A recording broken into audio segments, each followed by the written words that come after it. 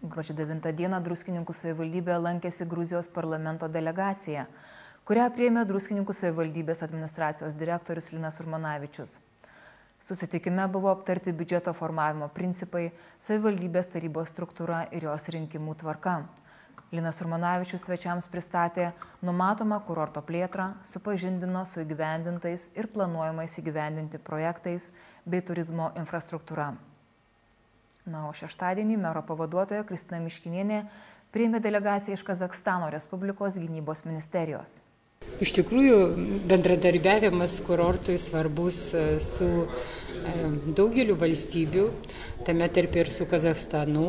Kazachstanas vakar pažymėjo nacionalinę savo šventę ir šiandien Druskininkuose lankosi didelė grupė pulkininkų atvykusių čia į Lietuvą. Aišku, jie tradiciškai aplanko kapą didvyrio, jų didvyrio, kuris žuvęs ir palaidotas čia mūsų karių kapinėse. O taip pat nori susipažinti su mūsų kurorto galimybėmis. Taigi mes priimam svečius, kartu su ambasada atvykę svečiai tiesiog turės galimybę sužinoti daugiau apie mūsų kurorto paslaugas, apie puikius mūsų spa kompleksus, taip pat domina juos ir istorija. Taigi dėl to mes esame muziejuje, nes mūsų kurorto istorija tikrai turbūt labai didelė. Kurortas yra žinomas, Rusijoje bent jau žinomas buvo labai gerai ir iki Pirmojo pasaulinio karo. Ir aišku, sovietmečio laikotarpį turbūt visuose respublikose druskininkai buvo nepaprastai gerai žinomi. Taigi, kaip pasikeitė druskininkai ir ką šiandien, kokias paslaugas siūlo, tą mes ir norime svečiams parodyti, kad mes labai pasikeitęs europietiškas kurortas, kuris teikiame paslaugas neblogesnės, o kaip Rusijos turizmo firmos sako, net ir geresnės negu Karlovo Vary.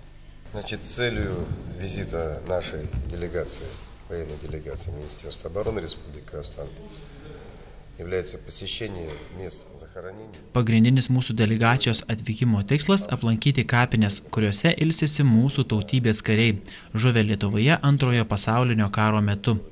Kaip žinia, Druskininkuose palaidotas mūsų gerbiamas kraštietis ir didvyris Agadilis Suhanbayevas. Lankydamiesi karių kapinėse, kuriuose padėjome gėlių, supratome, kad lietuviai Agadilį Suhanbayevą vis dar prisimena, nes jo kapas yra sutvarkytas ir kruopščiai prižiūrėtas. Pagal kazachų tradicijas, nepriklausomai nuo metų laiko ir aplinkybių, visuomet stengiamės aplankyti mūsų žuvusių kraštiečių kapinės. Ir visai nesvarbu, kuriame pasaulio krašte ilsisi jų palaikai. Vis tiek juos aplankome ir pagerbėme. И где бы это ни было, как бы это ни случилось, в любой стране мы стараемся приехать, найти и поклониться, отдать дань памяти.